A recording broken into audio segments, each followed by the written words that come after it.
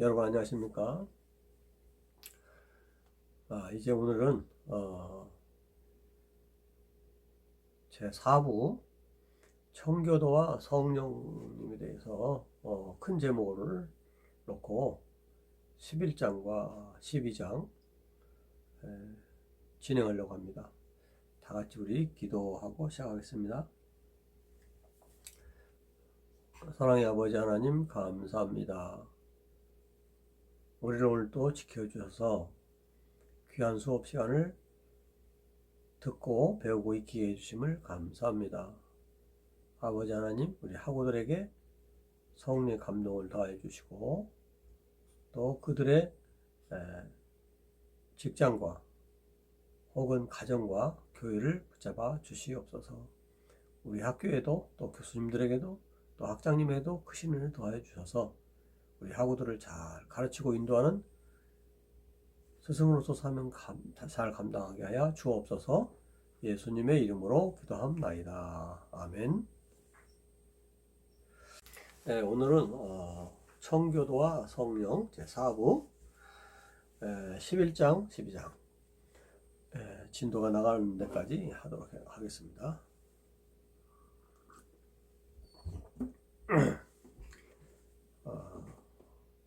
이번 주 주말에는 또 우리나라의 고유 명절인 또 설날도 있고, 그래서 목요일 수업은 없을 것 같고요. 오늘 이 2주간에는 이 수업으로 한 주간 마무리가 될 것 같습니다. 가급적이면 진도를 좀 빨리 나가도록 그렇게 하겠습니다. 자, 오늘 제 11장 성령의 증거에 대한 청교도 사상. 이 장은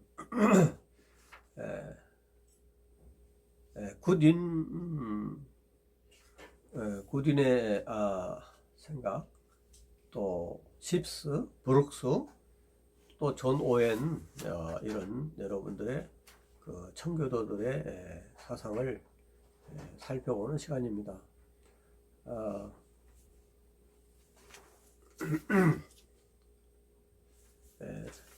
이 수업을 하다 보면은 존 오웬이 자주 나오는데 여기서는 이제 존 오웬뿐만 아니라 굿윈이나 십스나 브룩스 같은 다른 청교도 사상가들도 같이 살펴볼 것입니다. 자,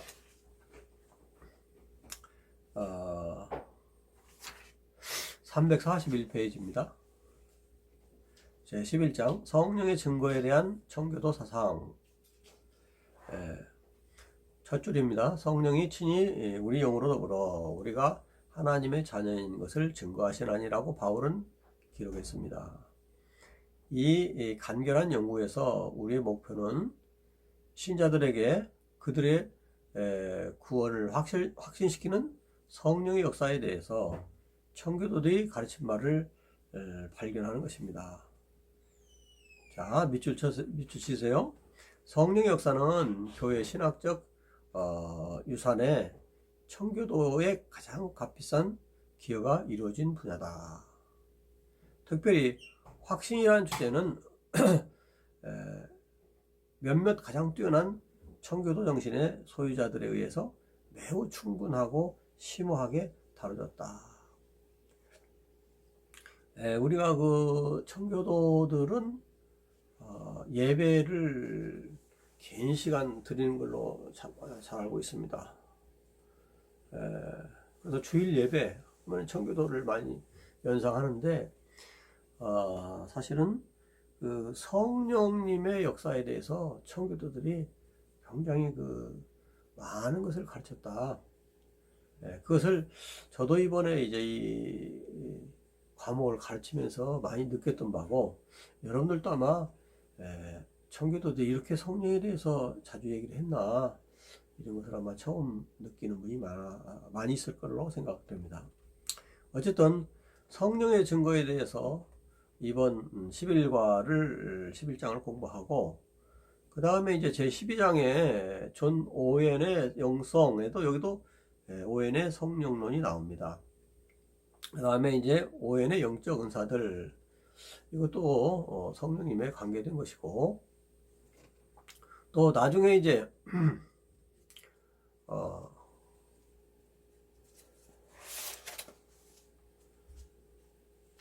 뒤에 가보면 이제 그 청교도들의 성령관이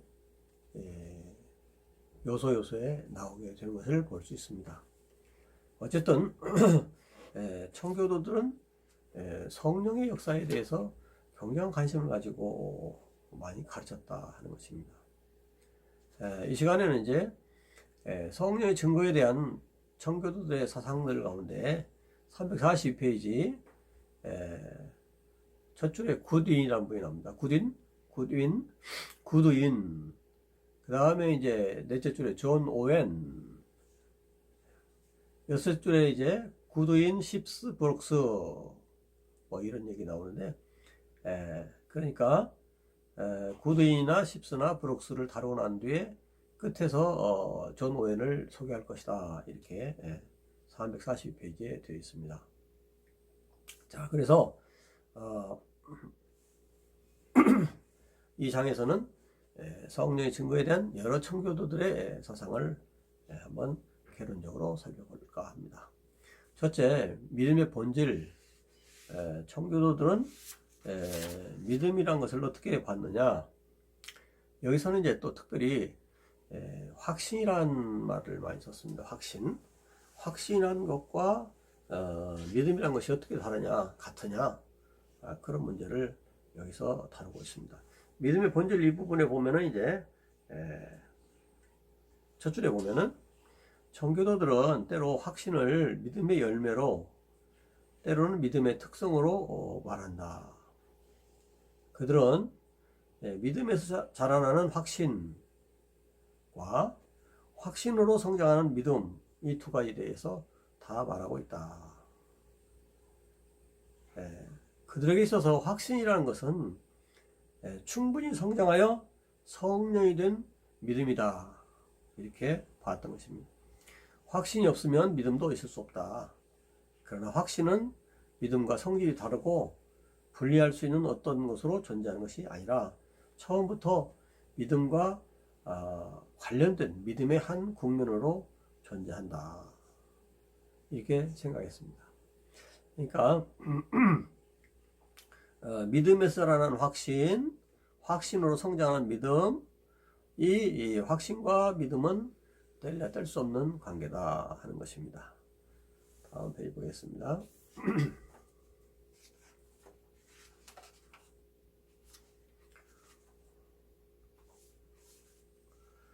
346페이지 넷째 줄에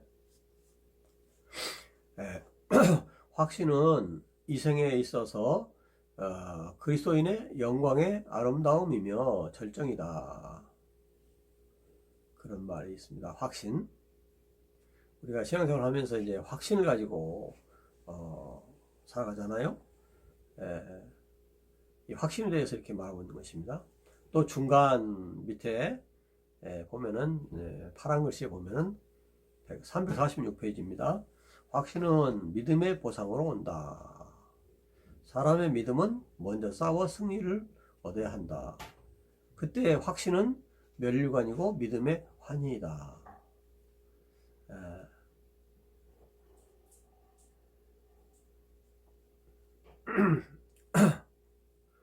이렇게 그 확신과 믿음은 뗄 수 없는 관계인 것을 말하고 있습니다. 다음 페이지 347페이지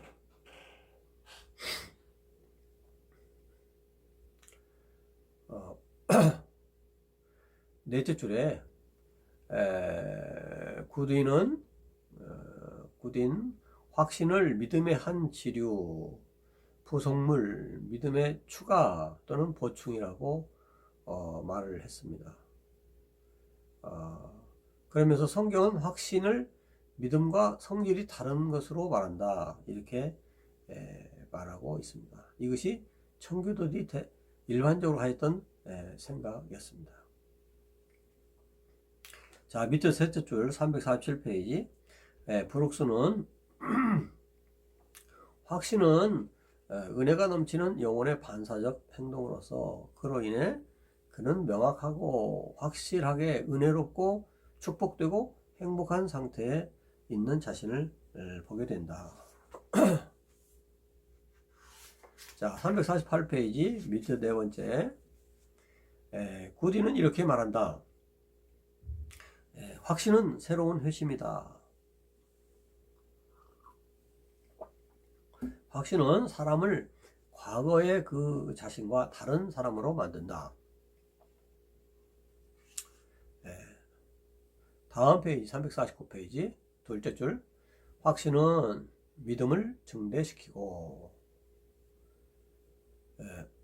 이 믿음의 활기는 그리스도인의 삶에 모든 것에 새로운 에너지를 방출하는 결과가 된다. 확신은 믿음이란 것을 증대시키는 것이다. 자, 첫째로 확신이라는 것은 사랑의 구속 계획을 묵상하는 가운데 삼위일체 하나님과의 관계, 교제를 깊게 한다. 자, 파란 글씨입니다. 349페이지 중간쯤.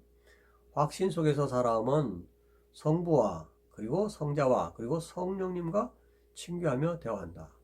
우리가 하나님에 대해서 확신하지 못하면 하나님 자신과 우리가 교제할 수 없지요. 대화할 수 없지요. 자, 그 밑에 줄입니다.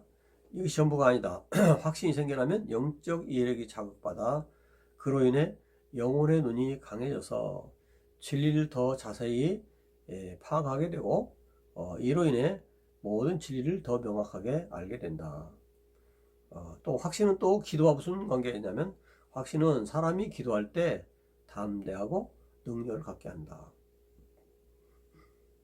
그래서 이 확신이란 것은 참된 모든 확신은 사람을 거룩하게 한다. 이렇게 확신이 중요한 것입니다. 350페이지 여섯 번째 줄 마지막으로 확신은 베드로전서 1장 8절 말할 수 없는 영광스러운 즐거움을 동반한다. 그래서 여기서는 이제 믿음과 확신의 관계를 말하고 있습니다. 확신은 믿음의 열매, 때로는 믿음의 특성이라고 말할 수 있다. 확신이 없으면 믿음도 있을 수 없다 하는 것을 요점으로 생각할 수 있겠습니다. 다음에 큰 2번 성령의 확증. 성령께서는 어떻게 확신을 주실까? 이 질문에 대한 답변은 로마서 8장 16절에 부여된 의미에 따라 결정된다. 자, 두 증거자가 함께 증거한다고 로마서 8장 16절은 말합니다. 그 성령께서 우리 영의 증거를 확증한다는 것이다. 청교도들은 우리 영을 그리스도인의 양심과 동일시한다. 즉 그리스도인의 양심이 성경이 중생의 증거라고 명기한 표적들을 자신의 심령 가운데 분별하여 그들에 의해 자신이 하나님의 자녀라고 결론 내릴 수 있다는 것이다. 자, 쭉 넘어가셔서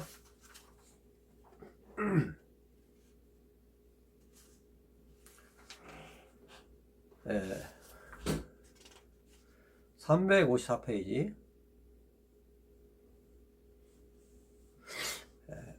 파란 글씨 중간 조금 밑에 보면 우리가 말하는 것은 말씀을 심령에 적용시키는 분이 바로 성령이시라는 것이다. 좀 넘어가세요. 355페이지 첫 줄입니다. 셋째 줄 첫 단. 성령께서 성경의 말씀과 사상을 심령에 매우 강력하고 권위 있게 적용하시므로 신자는 그 말씀과 사상이 하나님에 의해 자신에게 말씀되고 있다는 것을 의심할 수가 없다.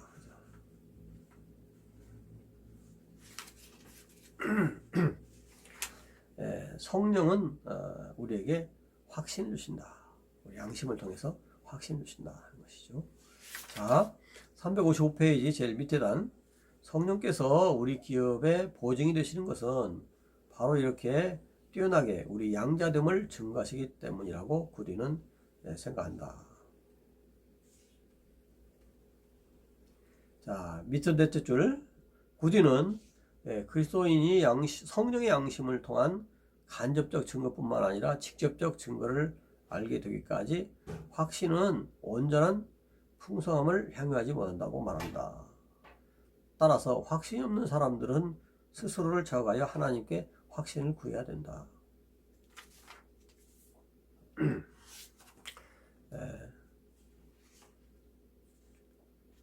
다음 페이지 357페이지입니다.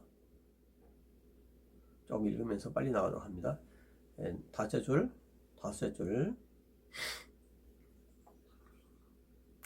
그 다음에 고디는 성례전적 신학이라는 주목할 만한 항목으로 나간다.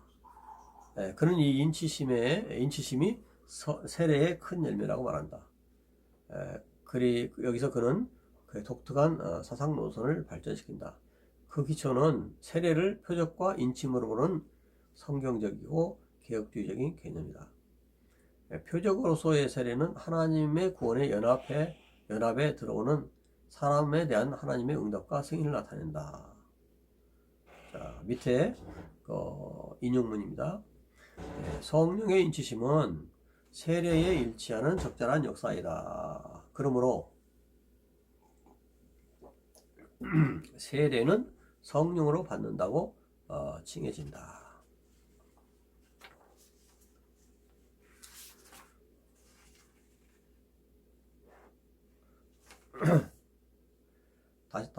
다음 페이지 358페이지.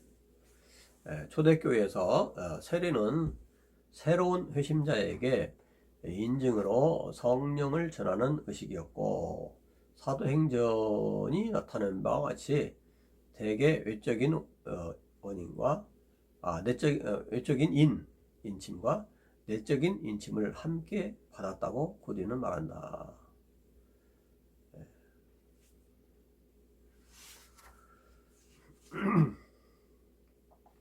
다음 페이지 보겠습니다.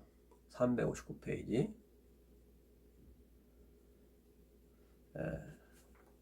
성령 확증.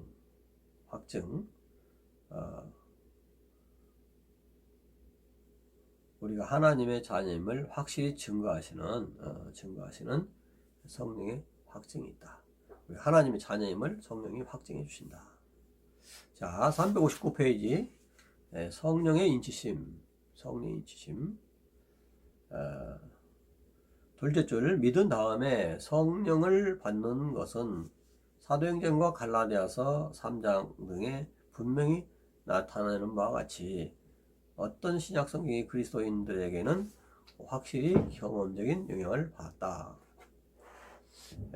360페이지 첫 줄입니다. 성령을 받으면 단지 은사활동만을 낳는 것이 아니라 그리스도인의 삶과 예배 가운데 큰 기쁨과 담대함과 활기도 낳는다. 자, 그 다음에 360페이지 밑에서 중간쯤.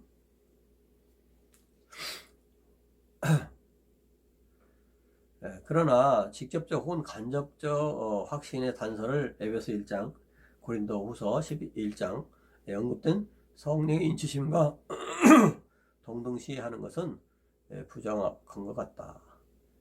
성령은 인치시는 분, 인치는 작업의 동인이시며 확신의 느낌이 그 인치심이라는 구딘의 해석은 헬라어가 의미하는 바가 아니다. 존 오웬은 이 구딘의 해석을 옳다고 생각하지 않았습니다. 존 오웬은 본문들을 논하면서 정확하게 이 해석의 이유를 표시했습니다. 그러면서 여기서 인쳤다는 거 구두여인의 해석과 이제 존 오웬의 해석이 약간 다르게 나타납니다. 자, 361페이지 첫 줄입니다. 오웬의 대안은 다음과 같다. 이것은 어떤 것을 인치는 것이다. 그것 위에 도장을 찍는 것이다. 신자들 안에 계신 성령은 의와 진정한 거룩 가운데 영혼의 하나님 형상을 전달하며 실제로 우리를 인치신다. 자, 361페이지 중간쯤입니다. 오웬이 상세히 논하는 그리스도의 세례는 분명히 우리 인침의 원형이었다.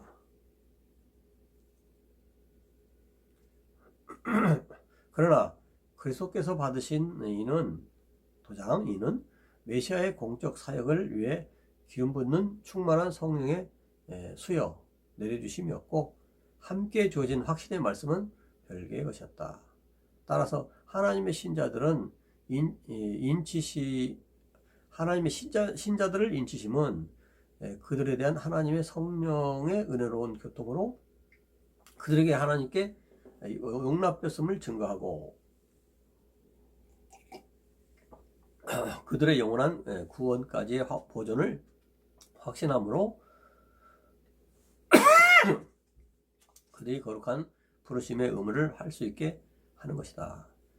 확신은 은사와 함께 올 수 있으나 확신이 은사와 동등되어서는 안 된다. 인침은 어떤 성령의 특별한 작용이 아니라 성령 자신의 은사이다. 여기서 보면 이게 무슨 말인가 좀 이해가 좀 잘 안 될 것입니다. 구듀인의 해석과 존 오웬의 해석이 어떻게 다른가, 이것을 나중에 좀 더 다른 기회가 있으면 얘기를 할 수 있도록 해 주겠습니다. 다음 페이지 362페이지 첫째 단,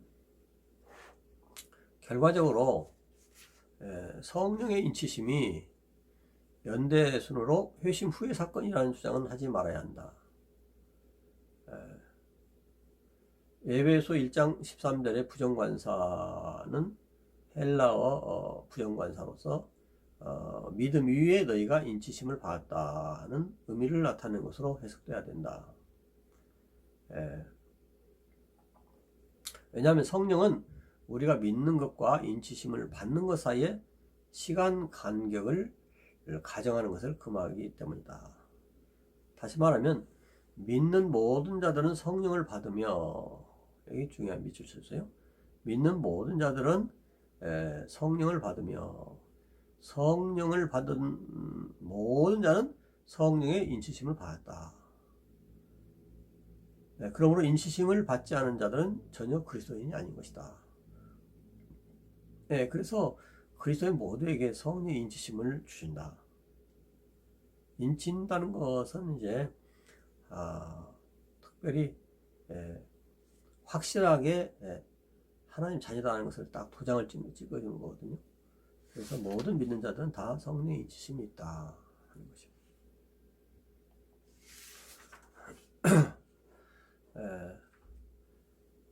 그래서 좀 미흡하지만 여기서 잠깐 이렇게 해서 성령의 증거에 대한 청교도 사상을 살펴봤습니다. 또 나중에 또 오웬의 영성에 들어가면 또 성령에 대해서 얘기 나오기 때문에 그때 또 얘기를 또 자세히 하도록 하겠습니다. 자, 제12장 존 오웬의 영성.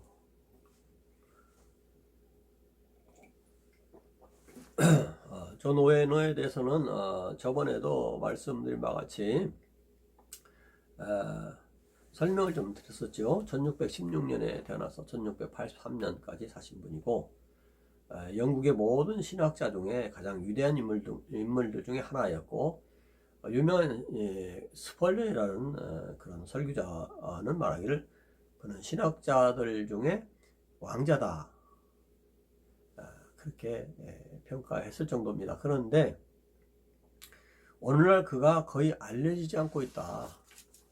그것은 우리가 너무 청교도에 대해서 특히 오웬에 대해서 모르고 있다는 것을 반증하는 것입니다. 존 오웬이라는 사람은 이제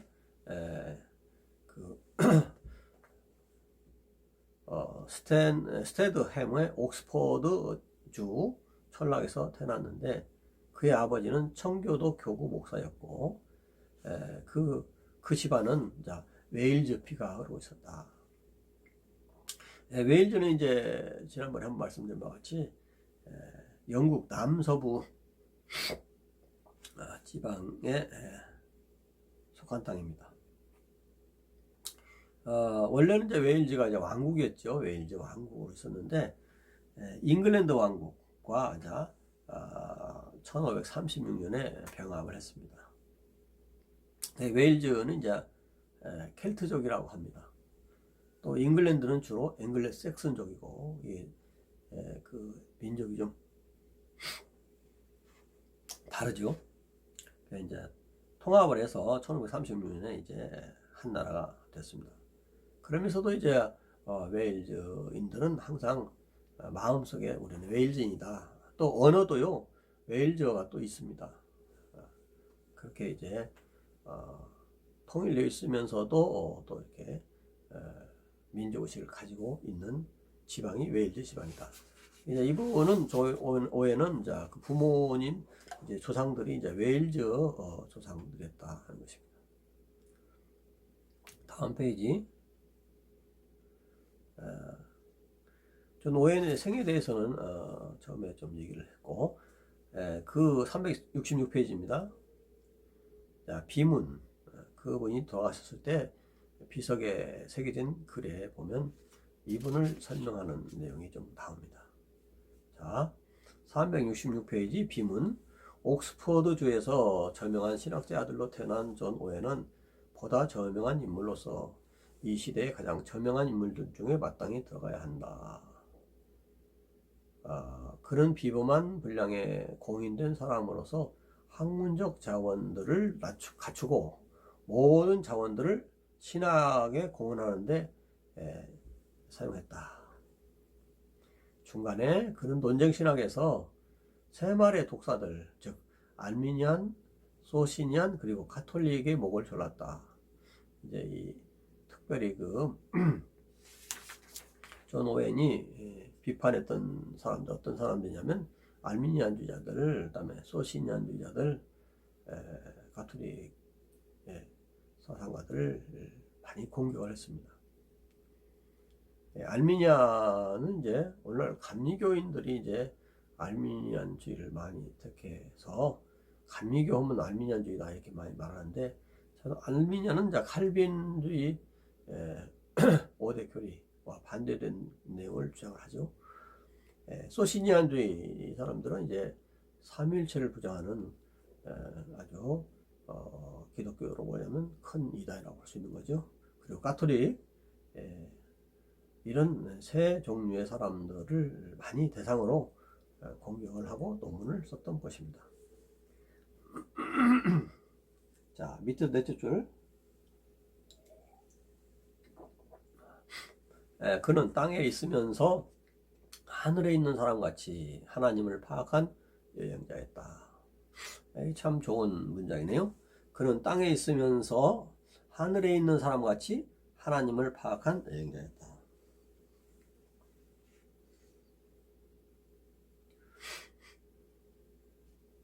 다음 페이지 보겠습니다. 367페이지. 중간 밑에 보면 오웬은 엄청난 지력을 소유한 신학자였다. 목회자였고 신학자였다.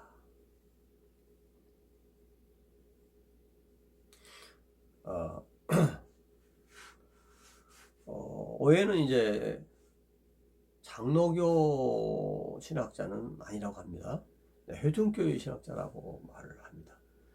장로교와 회중교회의 차이점은 뭐냐면 교리는 칼빈주의 사상을 다 같이 공히 가지고 있었지만 교회 정치면에서 장로교는 이제 세계를 구분해서 제일 아래쪽으로 이제 당회가 있고 그 다음에 중간에 노예가 있고 그 다음에 위로 올라가서 총회가 있고 이 세 정치 체제를 가지고 있는데 이 회중교회는 이제 그냥 교회가 모여서 회중이 모여서 모든 걸 결정하는 거예요.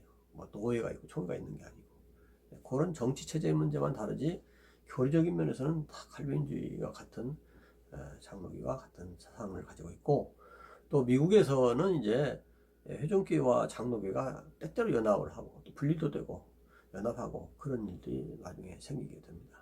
그만큼 사상은 이렇게 같다 하는 것입니다. 자, 367페이지 제일 밑에 단 예를 들어 그의 사상은 백스터의 사상처럼 미묘하거나 이해하기 어렵지 않았다. 백스터 사상보다도 훨씬 더 이해하기 쉽게 오웬은 글을 썼다는 것이죠. 단순성이 있었다. 자, 밑에 네 번째 절 오웬이 방식과 요지에 있어서 종종 칼빈의 내용을 상기시키며 또 종종 웨스트민스터 신앙고백 또 사보의 신앙고백 그 내용을 상기시키고 이것을 잘 따르고 있다는 것을 알 수 있습니다. 여기 사보의 신앙고백이라는 건 뭐냐면 사보이라는 곳에서 회중교도들이 이제 믿었던 신앙고백인데 주로 약간 수정된 웨스트민스터 신앙고백, 웨스트민스터 신앙고백에서 약간 수정된 거의 대부분의 이제 웨스트민스터 신앙고백 같은 사보의 신앙고백이라고 할 수 있어요. 다음 페이지입니다. 368페이지. 오웬은 항상 의도적으로 17세기 개혁주의 사고에 완전히 접근한다.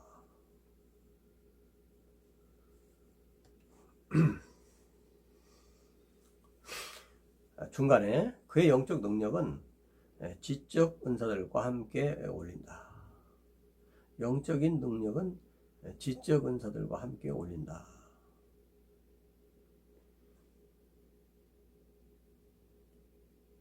자, 그 밑에 보면은 첫째로 앞에서 주제한 바와 같이 그는 겸손한 사람이었다. 사람들의 영혼을 겸손하게 하는데 두 가지 사항이 있었으니 하나님께 대한 바른 사고와 그 다음엔 자신에 대한 바른 사고이다. 이 오해는 겸손한 사람으로서 하나님에 대해서 늘 바른 자세를 가지고 있고 자기 자신에 대해서 바른 자세를 가지고 있다는 것입니다. 그러면 하나님에 대한 바른 자세는 뭐냐? 하나님의 위대하심과 영광과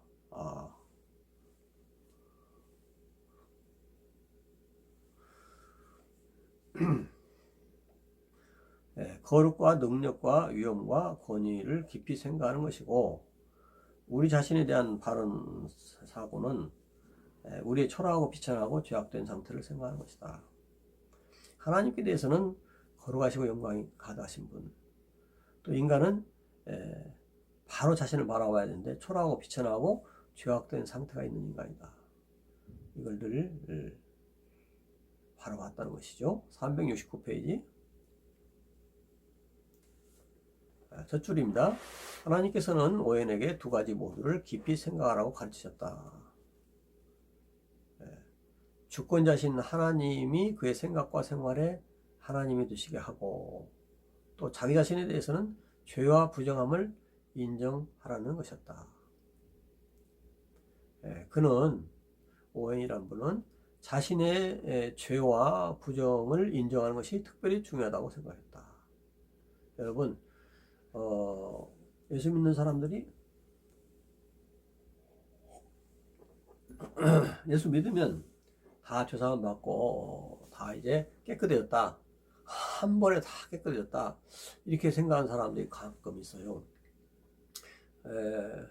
그러나 우리는 이제 교리적으로 볼 때도 성화를 믿습니다. 성화는 이제 믿음으로 계속 거룩해지는 것을 말하는 거예요.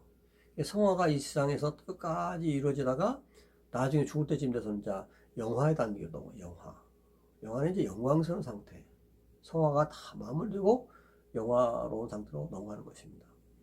그래서 이 세상에서는 성화가 계속 되는데 죄와 부정을 인정하고 자꾸 죄와 싸우면서 결국 물리쳐가면서 점점 거룩해지는 것입니다. 그래서 청교도의 사상을 보면은 자기의 죄와 부정을 인정하는 것이 굉장히 강해요. 청교도들은 이제 그 말 자체가 깨끗한 무리들 아닙니까? 깨끗한 무리들. 깨끗하다고 하는 것은 자신이 깨끗하고 완전한 존재다라고 주장하는 사람들이 아니고 자기도 연약한 죄와 부정함으로 연약하다는 것을 인정하고 날마다 죄와 부정을 물리치는 노력을 함으로써 점점 거룩해지는 삶, 깨끗해지는 삶을 추구한다는 것이죠. 그것이 없는 것이 문제이고 청교도는 죄와 부정을 인정하고 자신의 심령의 악이 얼마나 비열한가 이해하는 사람들만이 유용하고 열매를 많이 맺고 믿음이 곱고 순종한 사람이 된다. 이렇게 청교도들은 주장을 했고 존 오웬도 역시 마찬가지로 그런 주장을 했던 것입니다. 사람은 하나님을 바로 섬길 수 있게 되기에 앞서서 자신을 미워해야 된다.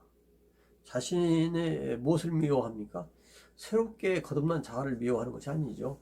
자신 속에 남아있는 죄성들, 또 수시로 또 일어나는 죄성들을 미워해야 되는 것이죠.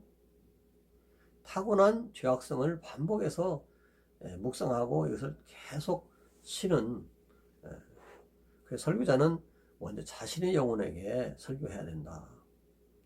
그리고 타인에게 그렇게 할 때만이 타인에게 잘 설교할 수 있다. 이렇게 오해는 말하기도 했습니다.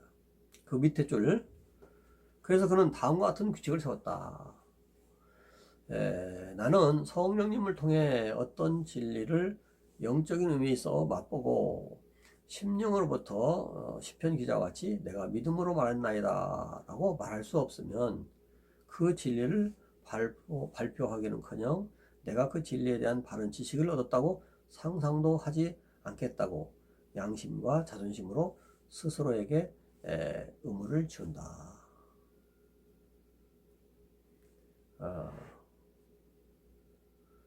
성령님을 통해서 어떤 진리를 발견하고 또 믿음으로 그것을 바로 말하기 전까지는 설교자는 주의를 깊이 해야 된다는 것이죠.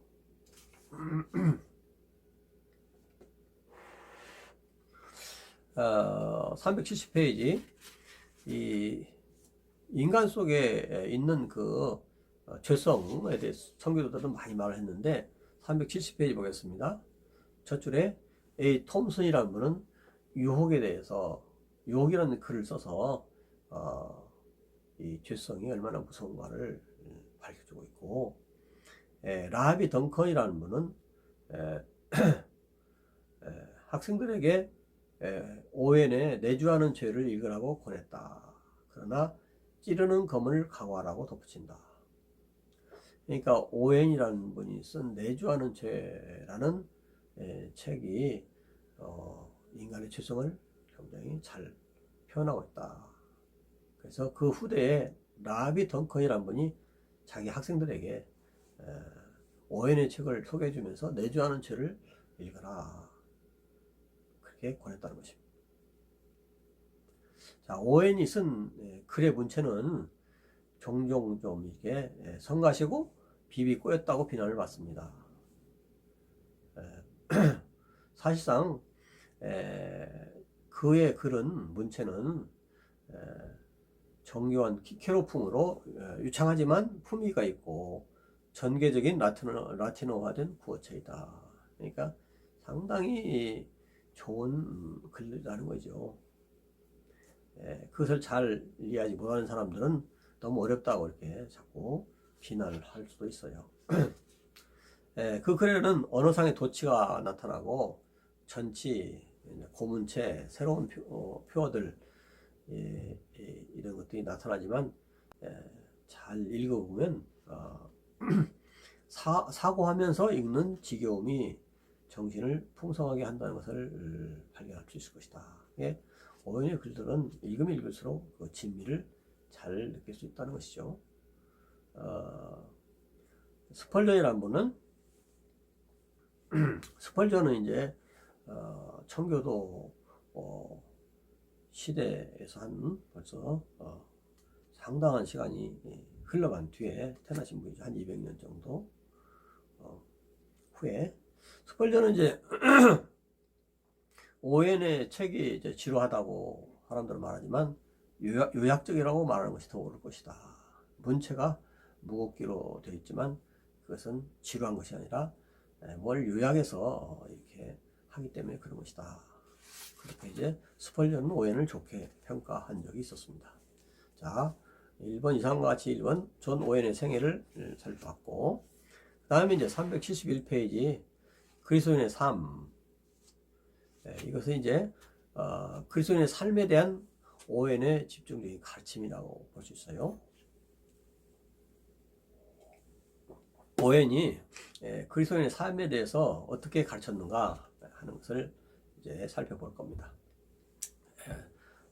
거기 그런 그리스도인의 삶에 대해서 오웬이 잘 설명한 것은 내주하는 죄라는 책이 있습니다. 오웬의 내주하는 죄.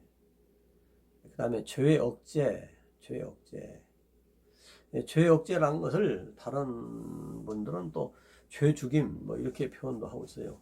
죄를 억제한다 이것을 갖다가 죄를 죽이는 거, 죄 죽임 뭐 이렇게 표현도 하고 있습니다. 청교도들이 이제 쓴 용어 가운데 특히 이제 죄 죽임이라는 단어가 가끔 나오는데 이게 무슨 말이냐? 죄에 대한 억제를 말하는 것이에요. 그다음에 또 유혹이란 말, 유혹이라는 책을 썼습니다.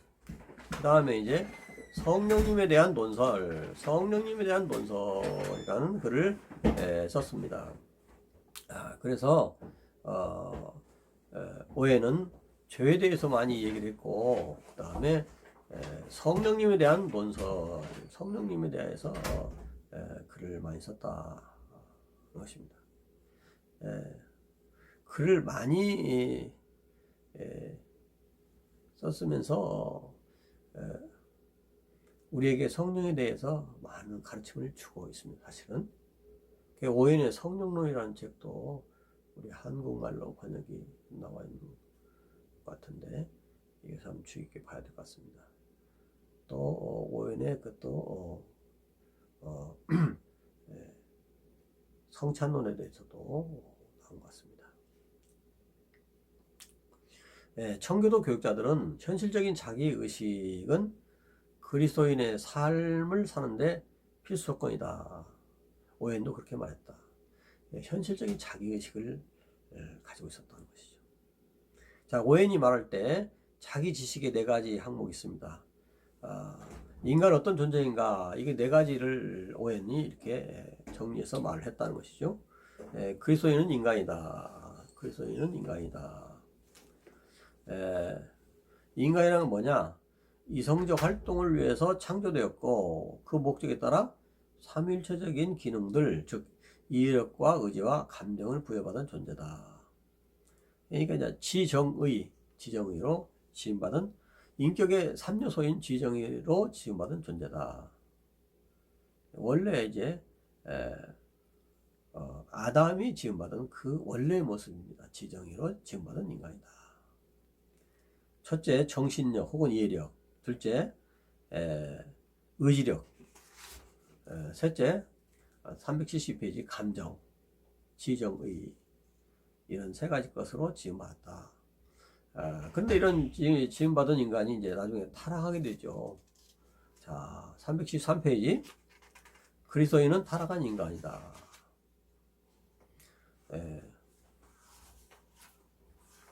여기서 이제 그리스도는 인간이다. 그리스도인도 다 인간 중에 한 존재죠. 그 다음에 그리스도인은 타락한 인간이다. 타락해서 하나님의 품을 멀리 떠났던 존재다. 죄라는 것이 돌아가지고 그렇게 됐다는 것이죠. 373페이지. 타락한 인간인데 죄는 인간을 하나님과 멀어지게 했을 뿐만 아니라 자기 자신과도 멀어지게 했다. 죄의 열매는 영혼의 무질서와 인격의 분열이다. 그래서 정신 기능들은 서로 엇갈리고 정반대로 움직인다. 그래서 타락해가지고 인간이 그 아름다운 지정이 이것을 잘 간직하지 못한 존재가 되어버렸죠. 타락이 됐죠. 다음 페이지. 셋째 줄, 오해는 내주하는 죄에 대해서 다음과 같이 기술한다. 그 본성과 의도는 하나님께 반항하는 것이다. 우리도 예수 그리스도를 믿기 전에 다 이런 존재들이었죠. 타락한 인간들이었죠. 믿음 후에도 이것들이 이제 점점 벗겨지지 한꺼번에 없어지지는 않죠. 그 밑에 한 세 줄을 보면은 불경과 불의와 불신과 이교는 내주하는 죄가 자신을 표현하는 자연스러운 형태이다. 이 죄는 인간에게 전인에 침투하여 오염시킨다. 요 밑에 보면은 죄는 시종일관 은혜의 모든 역사를 방해한다. 자, 314페이지 제일 밑에 단 그러므로 죄의 존재와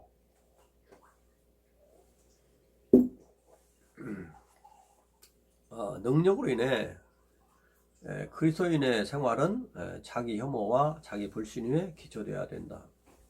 그래서 그리스도인들은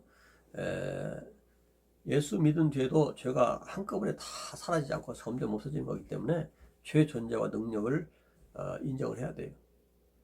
그것은 거기에 굴복한다는 말이 아니고 인정하고 그래서 그것을 어떻게 물리쳐야 되는지를 알아야 된다는 것이죠. 그리스도인의 생활은 자기 혐오란 거 뭐겠어요? 자기 혐오란 거 자기 자신을 싫어한다는 거죠. 예수 그리스도 안에서 새롭게 변화된 자기를 혐오한다는 말이 아닙니다. 이것은 옛자를 혐오한다는 말이에요. 옛자를 멀리한다는 말이에요. 자기 불신 위에 기초되어야 된다. 그리스도인의 생활은 자기 혐오와 자기 불신 위에 기초되어야 된다. 자기 불신, 뭘 불신한다는 겁니까? 예수 그리스도 안에서 새로 지어진 그런 자신을 불신한다는 말이 아니에요. 옛사람을 불신한다는 거예요. 그래서 자기 신뢰와 자기 만족은 자기 무지를 나타내는 것이다. 이게 뭐예요? 옛사람에 대한 자기 신뢰, 옛사람에 대한 자기 만족을 뜻합니다. 옛사람이라고 딱 집어넣으세요. 자기 무지를 나타내는 것이다. 건강한 그리스도인은 비천하고 상심한 그리스도인이다.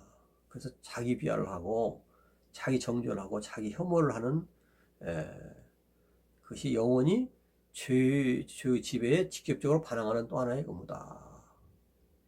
그러니까 죄에 대해 관계된 거, 내가 예수 믿으면서 변화됐지만 그래도 아직까지 남아있는 것도 있거든요. 그 다음에 순간도 또 다시 들어오는 것도 있어요. 그런 것들을 계속해서 깎아내리고 또 혐오하고, 그래서 영원토록 우리는 이 세상에 살 동안에 죄의 지배에 직접적으로 항거를 해야 되는 것입니다. 이것이 하나의 의무다. 375페이지 셋째 줄 위에서 항상 죄로 바로 느끼고 또 우리의 삶의 행로에서 항상 죄에 대한 쓰라린 기억과 신뢰들을 갖고 있는 것이 영혼의 가장 좋은 자세이다. 우리 영혼을 항상 애통과 겸손한 자세로 유지하는 것은 필수적인 일이다. 애통하는 마음, 겸손한 마음을 가지고 왜 우리가 겸손해야 되겠습니까? 예수님을 닮아서 겸손해야 되는 것은 사실이고 우리는 늘 연약해서 때로 넘어질 수 있고 죄를 범할 수 있다는 걸 생각할 때 겸손해질 수 있는 거죠. 그래서 늘 주님께 가까이 나가야 되는 것이에요. 자, 예수 그리스도를 믿는 사람들도 죄인이다 하는 생각, 내가 죄를 스스로 짓기 때문에 타락한 인간이다, 그런 것을 잊어서는 안 되겠습니다. 그러면 세 번째, 그리스도인은 구속받은 인간이다. 예수 믿는 사람들은 그런 죄 속에서도 늘 의롭다함을 칭의를 얻는 거죠. 칭의를 얻어서 늘 거룩해지는 삶을 살기 때문에 구원을 받은 인간이다.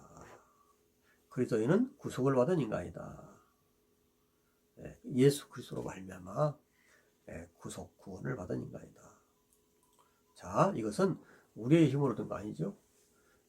그리스도께서 그의 빚을 갚으시고 죄의 빚을 갚으시고 그에게 생명을 얻게 하시고 그를 죄책에서 자유롭게 하시고 그를 죄의 권세로부터 해방시켜서 영원한 구속 언약 가운데 보증인이 되신 사람들 중에 한 사람이다. 예수 그리스도는 그리스도에 의해서 구속받은 사람. 그래서 그리스도에 대한 믿음과 사랑은 기독교 신앙의 핵심이 되어야 될 것입니다. 여기 우리가 2번 그리스도인은 타락한 인간이다. 거기서 멈추면 안 되는 거예요. 세 번째, 그리스도인은 그러면서도 구속받은 인간이다.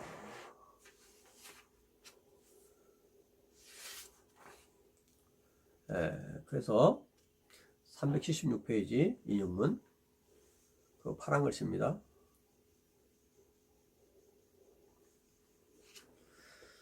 중간 밑에 보면 우리 영혼의 가장 열렬한 감정을 그리스도에게 두고 그의 사랑을 인하여 우리의 전심을 다하여 그를 사랑하기를 우리가 사랑으로 병이 나기까지 하며 그를 향한 우리 영혼의 부단한 활동이 희열과 집착으로 압도되는 것을 단지 환상과 상상이라고 생각하면 안 된다. 우리는 늘 예수 그리스도 안에서 구원을 받은 존재이기 때문에 예수 그리스도에게 가장 열렬한 감정을 두고 살아가야 되는 것입니다. 다음 네 번째, 그리스도인은 중생한 인간이다. 이게 세 번째 구속을 받은 인간이다. 뭐 네 번째 그리스도인은 중생한 중생한인간이다. 뭐 이렇게 구분했지만 사실은 이제 구속받은 인간이다. 이거 좀 넓은 의미로 말한 것 같고 네 번째 이제 중생한 인간이다. 것은 좀 세부적으로 말한 것 같습니다. 자, 새로운 피조물이라는 거죠. 그리스도 안에 새로운 피조물이 됐다. 새로운 생명의 법칙과 순종의 습관이 그에게 주입되었다. 이것이 마음의 할례라 하는 것이다. 그래서 이 할례로 인해서 우리는 회심을 한다. 회심. 회개하고 회심한다. 377페이지 예수 그리스도를 믿는 첫 줄입니다. 진정으로 구원을 얻는 믿음의 첫 번째 행동인 의식적인 회심은 이 할례의 직접적인 결과이다. 이 할례라는 것은 영적인 할례를 말하는 거죠. 성령으로 이렇게 변화되는 걸 말하는 거죠. 그래서 회심이라는 것이 나온다. 이 행동은 그의 존재 깊은 곳에서 활동하시는 성령님의 중생시키는 역사이지만 완전히 또 우리도 그것을 자유롭게 의식할 수 있다.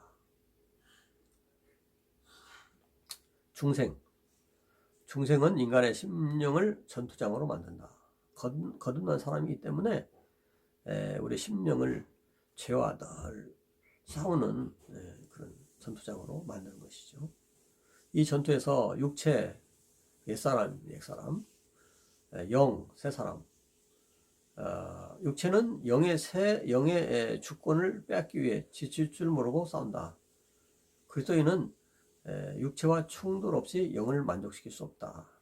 그래서 그리스도는 회개를 하면서 정식으로 죄와 목숨을 걸고 싸워야 된다 하는 것이죠. 옛사람, 죄의 품성.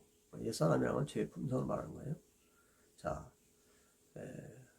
좀 중간 밑에 보면 죄는 마음속에서 항상 활동하고 있다. 죄가 일시적으로 공격의 소강 상태를 보이는 것은 죄가 죽었다는 것을 나타내는 것이 아니다. 완전히 살아있고 잠시 잠잠해 보일 뿐이다. 그런 말이 있습니다. 죄의 호수는 잔잔할 때 가장 깊다. 죄의 전략은 언제든지 또 거짓된 안정감을 줘가지고 기습할 수 있는 그런 것이 있다는 것입니다.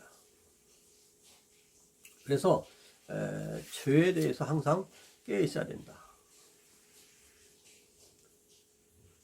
378페이지 이 죄들은 잠시 쉬었다가 그 인용문 중간쯤 나는 이 불의의 기습들보다 신자의 삶에 있어 더 큰 괴로움을 알리려 한다. 이 존 오웬의 말입니다. 그러다가 이제 죄는 또 깨가지고 잠시 멈춘 것 같지만 없어지는 게 아니에요. 불의의 기습을 해요. 그래서 신자들에게 큰 괴로움을 준다는 거죠. 그래서 로마서 7장 24절 바울도 오라 나는 공고한 사람이로다. 이 사망의 몸에서 누가 나를 건져내랴. 이렇게 죄가 늘 우리를 괴롭힌다 하는 것이죠. 그러나 우리는 이 죄와의 전투는 평생 걸친 것이기 때문에 이 사실을 알고 늘 성령의 충만함을 받아야 됩니다. 자, 378페이지 제일 밑에 줄. 그러므로 완전하다고 주장하는 자는 자신을 속이는 것이며 뜻밖의 변을 당할 짓을 하는 것이다. 그래서 내가 완전하다고 주장하는 것은 문제가 있는 것입니다. 그 감리교의 그 창시자 웨슬리라는 분, 요한 웨슬리라는 분, 존 웨슬리라는 분은 완전 신자가 이 지상에서 완전할 수 있다 이렇게 말을 했지만 그것이 영원토록 계속되는 것이 아니라고 했습니다. 잠시 완전한 것처럼 보이지만 또 넘을 수 있다. 이 지상에서는 그렇다. 그래서 완전주의라고 계속 완전한 인간이 된다고 웨슬리도 얘기는 하지 않았던 것입니다. 일시적인 그 완전, 그럼 결국 완전이라고 볼 수가 없는 거죠. 그래서 여기서 완전하다고 주장한 자는 자신을 속이는 것이며 뜻밖의 변을 당할 짓을 당한다. 이렇게 오해는 말을 하고 있습니다. 자, 성화. 오해는 이제 성화가, 오해는 이제 성화를 많이 강조했는데 예수 그리스도의 십자가와 성령의 능력으로 성화의 과정을 잘 지켜나가야 된다는 것입니다. 자, 성화라는 것이 뭡니까? 거룩해지는 거예요. 거룩해지는 거. 거룩해진다는 건 뭐예요? 날마다 저와 싸워서 이기는 거예요. 그러면 거룩해지려면 누구의 능력을 얻어야 되냐? 성령의 능력을 얻어야 된다. 십자가의 능력을 얻고 또 성령의 능력을 얻어서 점점 성화의 삶을 살아야 된다 하는 것입니다. 자, 거기 379페이지 인용문입니다. 성화는 신자들의 영혼에 대한 하나님의 성령의 직접적인 역사로 그들의 본성을 죄의 오염과 부정으로부터 정결케 하고 정화시키는 것이다. 하나님의 영상을 날마다 새롭게 해 주시는 것이다. 성화는 성령의 도우심으로 이루어진 것이다. 성령의 도우심으로 다음 페이지 보겠습니다.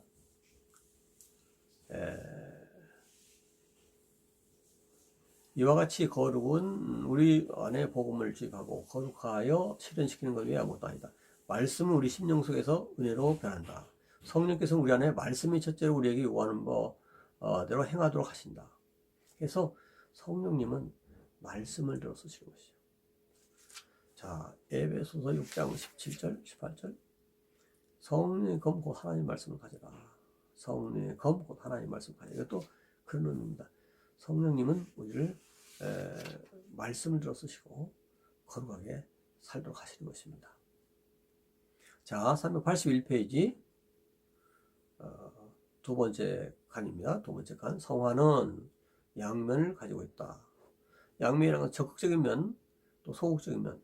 적극적인 면이라는 것은 새 사람을 성장시키고 성숙시키는 것이고, 소극적인 면이라는 것은 억제하는 것인데 옛사람, 죄, 약화시키고 죽이는 것이다.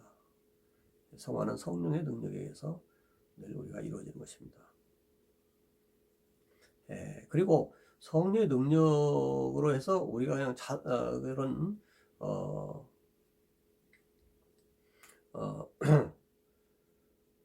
성령의 능력으로 막 이게 우리가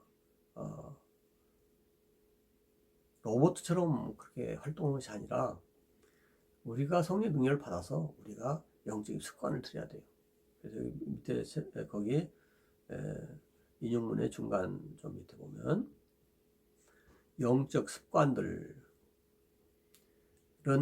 실행 가운데 그리고 실행에 의해 성장하고 번성한다. 성령이 우리를 도와주세요. 우리는 그 도우심을 받아서 영적인 훈련을 해야 돼요. 영적인 습관이라고 훈련만 실행하면서 또 실행함에 의해서 성장하고 번성한다. 따라서 영적 습관들을 쇠퇴시키는 제일 좋은 수단은 실행하지 않는 것이다. 하나님의 은혜를 받으면서도 성령의 능력을 받으면서도 그것을 실행하지 않는 것은 참 큰 무서운 죄지요. 제일 밑에 칸입니다. 그러므로 그리스도인은 듣고 있고 묵상하고 경계하고 기도하고 예배하는 은혜 수단들을 부지런히 사용해야 한다. 이 모든 것들은 다 성령의 도우심, 말씀 가운데 이루어지는 것입니다. 자, 그리고 이 기도로 이루어지는 것이다. 기도로. 말씀 가운데 기도로 성령의 은혜로 이루어지는 것이다. 자, 그 다음에 383페이지 첫 줄입니다. 인용문 밑에 그러므로 생각을 경계해야 하며 마음을 감시하고 훈련된 묵상의 습관을 가져야 된다. 그래서 억제, 죄 충동을 점차적으로 뿌리 뽑고 죽여야 되는 것이다 하는 것입니다. 제일 밑에 칸입니다. 383페이지 신자에게 관한 죄는 원칙적으로 십자가 위에서 죽었다. 그리스도의 죽음은 이윽고 죄의 죽음이 된다. 죄는 사실상 중생의 왕자에서 쫓겨났다. 그런데 왕자에서 쫓겨났는데 아직도 그 속에 남아있기 때문에 우리가 연약할 땐 또 다시 이것이 옛 자기들의 왕자를 차지한 것처럼 우리를 속이는 거예요. 그래서 또 죄를 질 수가 있는 것입니다. 그래서 이제 성령의 도우심으로 그리스도인은 죄의 생기의 근원을 말려버려요. 평생 이것을 말려야 된다. 모든 역사는 점차적으로 우리의 평생에 걸쳐 완성을 향해 진행하는 것이다. 그래서 끊임없이 다음 페이지 긴장을 풀지 말고 384페이지 죄를 점차적으로 끊임없이 약화시키는 방법에는 다른 방법이 없다. 어떻게 되냐? 성령의 능력으로 우리 자신들이 경건의 훈련함으로 되는 일이다 하는 것입니다. 은혜를 계속 취하는 것이요. 성령이 주신 은혜를 계속 취하고 또 말씀으로 우리는 무장하는 것입니다. 여기 중간에 384페이지 중간에 특별한 죄에 대한 성공적인 공략의 조건은 첫째, 지속적인 겸손, 둘째, 은혜 안에서 계속적인 성장이다. 다음 제일 밑에 그리스도인이 직접적으로 자신의 죄를 억제할 수 있는 활동은 기도이다. 기도. 그러니까 성령께서 우리에게 은혜를 주실 때 기도의 능력으로 우리가 그것을 물리쳐야 됩니다. 사탄의 세력들을 물리쳐야 됩니다. 은혜가 강화되고 죄가 약화되고 유식되도록 늘 성령의 도우심으로 우리는 기도를 함으로 이런 일이 이루어질 수가 있는 것입니다. 386페이지 중간에 이와 같이 오인의 그리스도인의 생활에 대한 가르침에서 십자가와 성령은 두 가지 중심적인 현실이다. 그리스도께서 선택된 죄인들을 위해 죽으심으로 그에 대한 성령 은사를 확보하셨다. 세 번째 밑에 줄 보면 성령께서는 우리를 그리스도의 십자가로 인도하시고 십자가를 우리 마음속에 죄를 죽인 능력으로 두심으로 우리의 죄가 죽었다는 것을 확인하신다. 그래서 이 성화라는 것은 끝까지 성령의 도심으로 십자가의 능력으로 말씀과 기도로 우리가 성화를 이뤄나가야 될 것입니다. 그 다음에 네 번째 하나님과의 교제.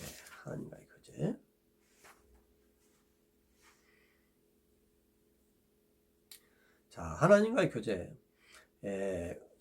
모든 청교들과 마찬가지로 오해도 하나님과의 교제를 해야 된다는 걸 늘 강조를 했는데, 이제 성화와 이제 같은 내용을 가지고 있으면서도 이제 한 단면에 하나님과의 교제의 한 단면이 성화다. 하나님과의 교제 사상은 우리 청교도 신학과 신학의 심장부로 인도한다. 하나님과의 교제 사상, 하나님과의 교제 사상. 자, 하나님과 늘 교제하면서 은혜 언약을 확실히 믿고 나가는 삶.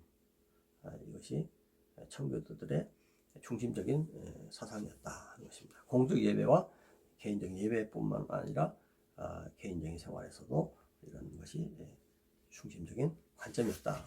388페이지 밑에 줄였습니다. 그래서 공적 예배와 개인적 예배를 통해서 청교도의 중심적인 사상, 하나님과의 교제 사상을 그렇게 청교도들은 확고하게 심어주었던 것입니다. 389페이지 두 번째 단, 이렇게 정교도들에 있어 하나님과 인간의 교제는 창조와 구속의 수단이 되는 결과였다. 하나님과 인간의 교제, 신학과 설교가 항상 지향해야 하는 목표였고 진정한 신앙의 정수였고 진실로 기독교 신앙의 정의였다고 청교도들은 생각했던 것입니다. 자, 이 주제에 대해서, 하나님과의 교제에 대해서 오해는 논문을 썼는데, 여기서 논문이라는 것은 당시에 청교도 논문을 잘 썼는데, 이것은 뭐 어떤 학회에 제출하는 논문이 아니고 자신의 설교를 갖다가 이렇게 글로 써서 표현했던 그 시대의 풍습이었습니다. 그래서 논문들은 전부 설교예요, 설교. 설교를 논문으로 표현한 것입니다. 그래서 이 논문을 썼다는 것은 무슨 학자기 때문에 논문을 썼다는 게 아니고 모든 청교도들은 다 논문을 써요. 이것은 설교를 이렇게 그 글로 써서 사람들에게 익히도록 한 거죠. 그래 논문이라고도 하고 설교라고도 하는 것입니다. 자, 이 주제에 대해 오해는 성부, 성자, 성령 각 인격과 개별적으로 사랑과 은혜와 위로 가운데 가진 교제에 대하여 또는 성도의 성부, 성자, 성령과의 개방된 교제라는 논문을 썼다. 이 글에도 보면 여기에 이제 하나님과의 교제가 뭐냐 하는 것을 강조해서 썼던 논문이라고 또 설교라고 볼 수 있는 것입니다. 자, 390페이지 이제 더 요약을 합니다. 하나님과의 교제에 대해서 5가지 명제가 나오는데, 하나님과의 교제라는 것은 무엇이냐 5가지 명제로 설명하는데, 첫째로 하나님과의 교제는 하나님과 인간과의 상호 교환 관계이다. 상호 교환 관계. 하나님이 인간에게 알려주시는, 또 인간은 또 하나님께 감사 표시하는 그런 하나님과의 교제, 하나님과 인간과의 상호 교환 관계이다. 5가지 명제입니다. 다음 두 번째, 하나님과의 교제는 주도권과 능력이 하나님께 있는 관계이다. 동등한 관계가 아니고 주도권과 능력이 하나님께 있는 교제이다 하는 것이, 우리 기독교인의 교제는 그런 특성이 있습니다. 주도권과 능력이 하나님께 있는 것이다. 하나님과의 교제 방법 중에 하나가 이제 그 예배잖아요. 그 예배 주도권은 하나님께 있는 거예요. 인간의 주도권이 있는 게 아니에요. 하나님께 영광 돌리면서 하나님의 은혜를 충만히 받는 것이 예배 시간이죠. 하나님의 교제는 주도권과 능력이 하나님께 있는 것이다. 다음 세 번째, 392페이지 세 번째, 하나님과의 교제는 그리스도인들이 삼일체 세 인격 모두에게 사랑을 받고 사랑으로 응답하는 관계다. 그래서 예배 때 특별히 삼일체 세 인격에게 사랑을 받고 사랑으로 응답하는 것이 있어야 되죠. 또 개인적으로 하나님과의 교제 때도 성부, 성자, 성령의 사랑을 받고 또 사랑을 응답하는 관계가 있어야 되는 것입니다. 393페이지 제1격인 성부 하나님, 제2격인 성자 하나님, 또 제3격인 성령 하나님이 하신 일이 쭉 나오죠. 자, 쭉 설명입니다. 성부, 성자, 성령. 자, 393페이지 제일 밑에 간 오해는 먼저 성부를 생각해보라고 한다. 성부의 사랑입니다. 성부 하나님의 사랑. 그 다음에 395페이지 중간쯤 다음으로 성자를 생각해보자고 오해는 말한다. 성자는 은혜입니다. 은혜. 성부의 사랑과 또 성자의 은혜 값없이 주시는 은총을 생각하자는 것이에요. 그 다음에 398페이지 중간 좀 밑에 보면 마지막으로 오해는 성령을 생각해보자 한다. 성령을 생각해보자 한다. 성령님은 위로자시다. 그래서 성부와 성자와 성령님을 이 하나님과 교제에서 사랑을 그분으로부터 받고 또 사랑으로 응답하는 것이 이 하나님의 교제의 핵심적인 사상이다. 다음에 401페이지입니다. 네 번째. 하나님과의 교제는 하나님과 인간의 능동적이며 미래지향적인 우정관계이다. 예. 하나님과의 교제는 우리를 자신의 친구로 부르신 하나님의 친구로 행동하는 것을 의미한다. 참된 우정이 우리에게 있다. 401페이지. 하나님과 인간 간의 능동적이고 미래지향적인 우정관계를 우리가 하나님 교제에서 누려야 된다. 물론 하나님의 그 인간과 다른 신성, 이것을 우리가 도저히 그렇게 따라갈 수가 없는 거죠. 우리 인간이 아무리 성화된다 하더라도 하나님 되는 건 아니죠. 하나님의 자녀로서 능동적이고 미래지향적인 좋은 관계, 우정관계. 예수님도 우리를 친구라고 말씀하셨죠. 요한복음에 보면. 근데 친구니까 함부로 할 수 있는 그런 친구관계라고 생각하면 착각입니다. 하나님과의 그 창조주이며 우리 피조물인 인간, 또 구원주이시며 구원받은 인간 관계를 유지하면서 능동적이고 미래지향적인 우정관계를 이루는 것을 말하는 것입니다. 쭉 넘어가겠습니다. 쭉 넘어가셔서 그 다음에 5번 412페이지 5번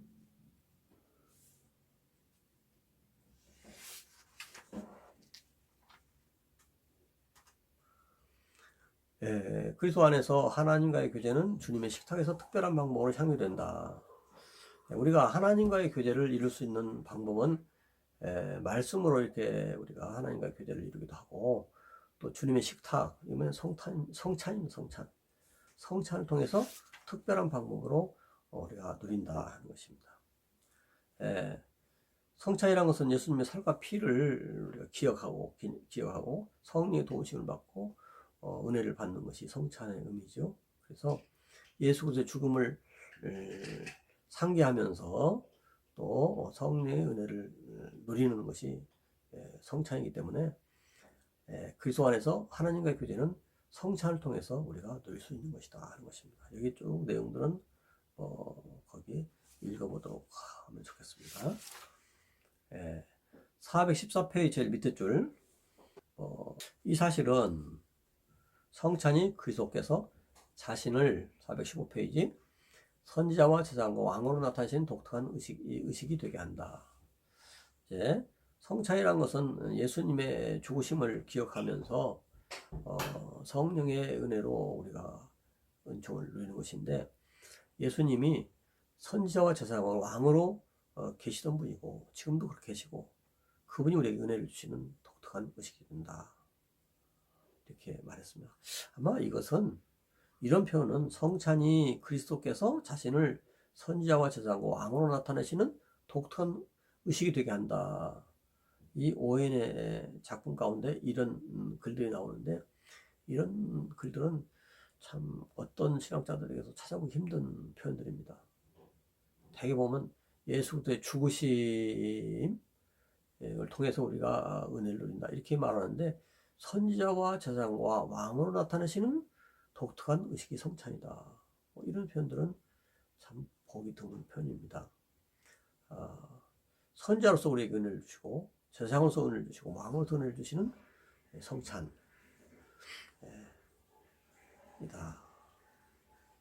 그러므로 이제 우리는 중간 밑에 보면 우리는 범죄와 하나님의 거룩하심과 그리스도 안의 구원에 대한 묵상과 회개와 믿음의 정신 안에서 자기 성찰과 영혼에 그 밖의 모든 걸 주어 소화시킬 수 있는 기도가 첨가된 간구와 하나님께서 자기 자신의 약속을 지키시며 우리 심령의 소원에 따라 우리에게 만족을 주실 것이라는 기대를 가지고 성찬을 위해 자신을 준비해야 된다. 그러니까 성찬에 참여할 때 우리가 기도로 준비하는 것은 대단히 필요한 거예요. 그런데 무엇을 기대하면서 기도하느냐, 이런 것들입니다. 이상한 것들, 이 오웬이 말하고 있는 것들입니다. 그래서 이런 준비를 가지고 성찬에 임할 때 주님과 유쾌한 만남이 이전보다 더 있게 될 것이다. 은혜의 수단. 성찬은 은혜의 수단이죠. 말씀도 은혜의 수단이고. 밑에 두 번째 왜냐하면 세 번째 줄 은혜의 수단을 바르게 사용함으로 자신을 찾는 자들을 실망시키지 않고 더 은혜를 주시기 때문이다. 자, 416페이지 특별한 대조점.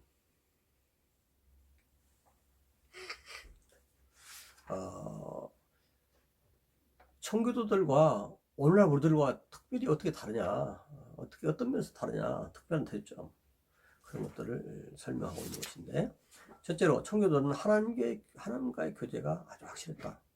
오늘날도 우리들도 하나님과 교제가 청교도들만큼 이렇게 확실히 있는 삶이 필요하다 하는 것이죠. 그들은 하나님과 교제의 교리적인 면에서, 실천적인 면에서 굉장히 균형을 이뤘습니다. 오늘날 우리도 하나님과 교제를 청교도에게 배울 필요가 있다 하는 것입니다. 그 다음에 419페이지 청교도의 경건. 물론 이제 청교도의 경건은 하나님 중심의 경험적인 경건입니다. 경건. 그들의 경건은 철저히 경험적인 것이었어요. 경험적이지 않는 그런 것은 아니고 철저히 경험적인 경건을 생활을 했다 하는 것입니다. 우리도 오늘날 그것을 본받아 행할 필요가 있죠. 420페이지 청교도의 고결성. 청교도는 고결한 삶을 살았습니다. 당시에 그 청교도에 살았던 당시에 그 일반 교우들은 너무나 타락된 도덕적으로 부패한 그런 상태였거든요. 거기에서 순결을 지키기 위해서, 신앙의 성결을 지키기 위해서 얼마나 수고했는지 모릅니다. 참 뼈를 깎는 그런 아픔을 가지고 있으면서도 그것을 그렇게 싫어하지 않고 그걸 지키기 위해서 노력했던 것입니다. 오늘날 우리도 이런 청교도의 고결성을 본받을 필요가 있습니다. 우리의 타락한 그런 주위 환경 속에서 우리 자신들을 발견하지 못하고 옛길이 참 선한 길, 이것이 어딘지도 모르고 살아가는 그런 현명하지 못한 삶을 보내야 될 줄로 압니다. 자, 결론적인 것입니다. 422페이지 중간 밑에 우리가 신령한 삶에 대해 오해를 연구할 때 하나님께서 유사한 표현으로 우리에게 말하는 것이 될 수 있을까? 오해의 훈련과 지시는 진실로 성경만큼 오래된 예적기이다. 예적기이다. 그 위에 보면 예레미야 6장 16절에 보면 과거에 하나님께서 이스라엘에게 너희는 길에 서서 옛적 길, 곧 선한 길이 어디인지 알아보고 그리로 행하라. 그리하면 너희 심령이 평강을 얻으리라. 예레미야 6장 16절에 말씀하시는데 그 옛적 길이란 것은 옛 믿음의 조상들이 걸어갔던 길, 선한 길, 그걸 말하는 것이에요. 이제 그런 옛적 길, 오늘날 사람들이 별로 인기가 없는 것 같지만 그 참다운 길이고 그 진리의 길이고 그 옛적 길, 그런 길에서 오늘날 우리가 옛적 길이 아닌 길로 자꾸 걸어가려고 하는 것은 조심한 것이다. 청교도들이 선한 길 옛적 길을 걸어가기를 힘쓴 것처럼 오늘날 우리도 그렇게 청교도를 본받아서 고결한 삶을 살고자 하는 노력이 필요한 줄로 생각이 됩니다.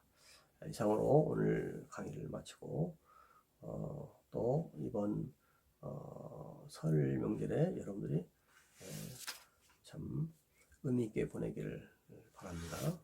각종 우상 숭배가 참 우리 주변에 많이 있지만 그것에서 우리가 탈피하고 참다운 하나님을 믿고 하나님의 도우심을 구하고 새해를 맞이해서 하나님 은혜에 매달리는 그런 절기가 되기를 바랍니다.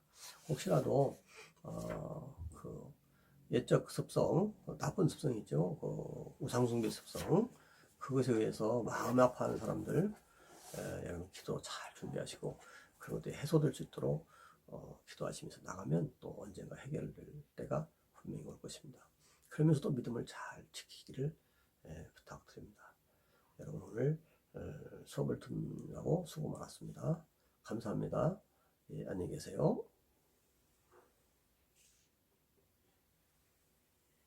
입니다.